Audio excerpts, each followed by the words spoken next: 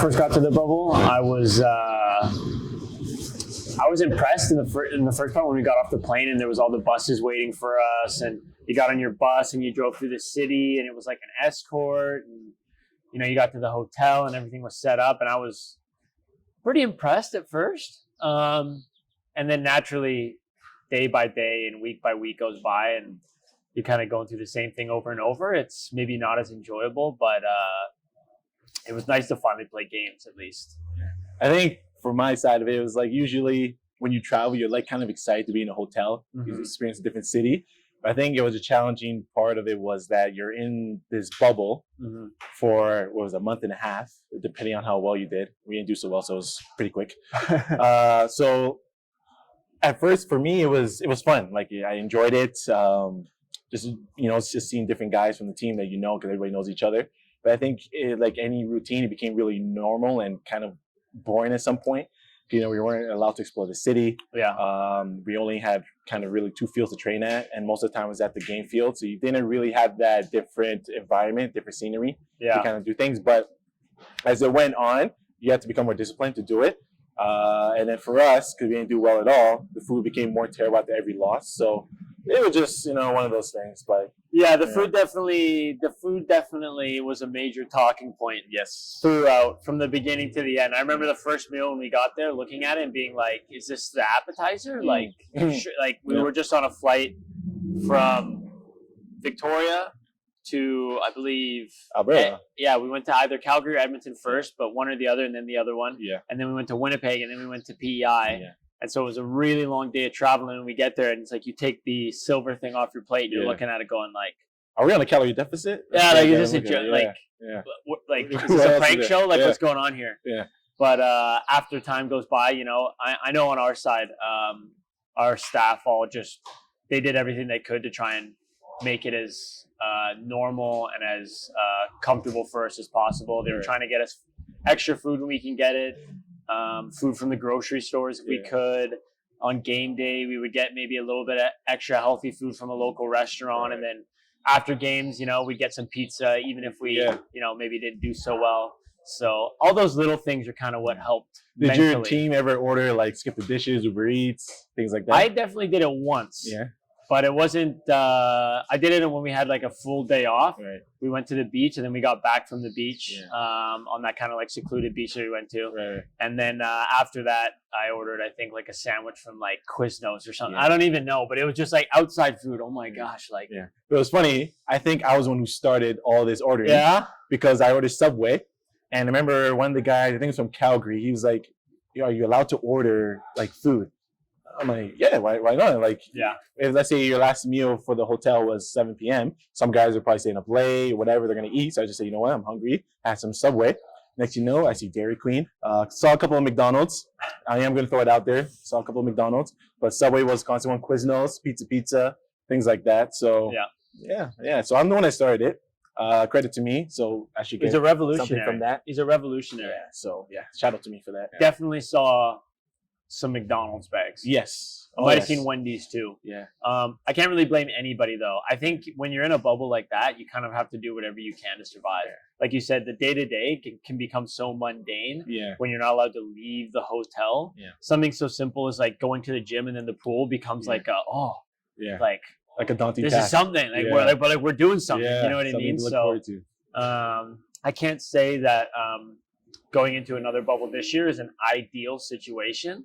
Yeah. I think we all desperately want to play in front of fans again in our home stadiums, traveling together for away games. Like you said, going to a hotel, bonding in the airport, all that kind of stuff is so important. But again, as part of our job, it's just the biggest thing is just games in general. So I think, if we have to do that in a bubble to begin with, I'm ready. Yeah, I think that's the benefit of this year in particular to last year is that you do have the bubble, but there's going to be an upcoming season after. Yeah. So guys, whether, because guys get little knocks here and there. So you probably, oh man, I only have like 6 games, 5 games to play. Yeah. No, you actually have a whole 28-game season. Yeah. So things like that. So there are other ways to look at it as, people get vaccinated.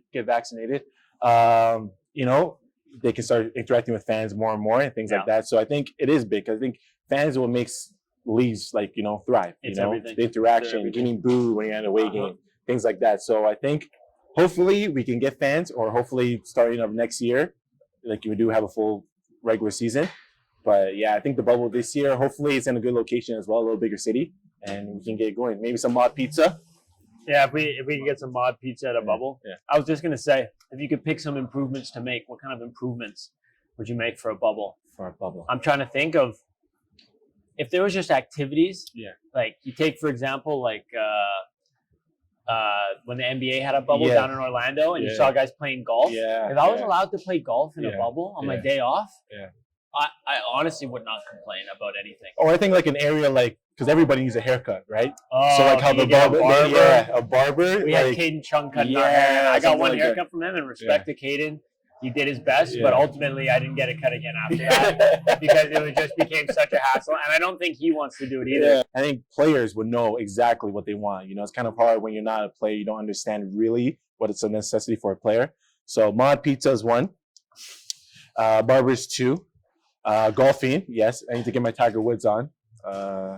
Not just saying that because we look alike, but Man, a barber is such an understatement when it comes to like our Instagram profiles. Yeah. Are like 90% pictures from on the field. Oh yeah. And if you don't have a fresh cut, you're like, do I want to post this? Oh, it'll get posted and then gets deleted about 5 minutes later. But yeah, I think that'd be good. It'll make guys look forward to being in the bubble. I think a lot of guys last year, they're feeling like the bubble was a drag, especially coming out of it, whether you did well or not. So I think if this year there's other features coming with the bubble, you look forward to it. Yeah, right? build momentum into the season rather than have it be the entire year. And, Yeah. you know, like you said, it's tough when 10 or 11 games max can define your season. Yeah. You always want more opportunities. So, yeah, I'd say just more opportunities to do things as a team, to get out and about, you know, whatever's possible. But I think just excited to play games again as soon as possible. I think that's what it is. I think it's been way too long for us to get games going. And that's what makes you want to play is the games, right? You train mostly 5 days a week. You have the one game. So it's like, that's the time you look forward to. Yeah. So just get the games going, whether it's how many they could think of. I mean, that's big and important. So, yeah.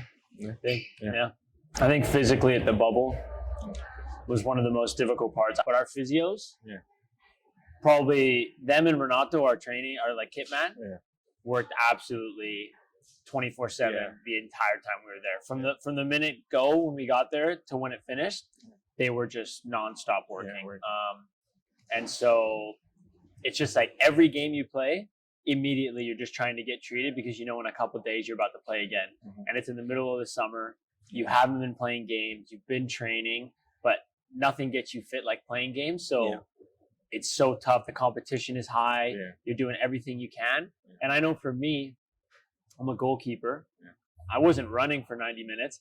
And I'm telling you that even just hitting like 15, 20 goal kicks in a game, and this is a team that likes to play out of the back, my right leg and my hip flexor, every single day I had Jamie, our physio's elbow, just working into my hip flexor, just trying to get me ready for the next game, you know?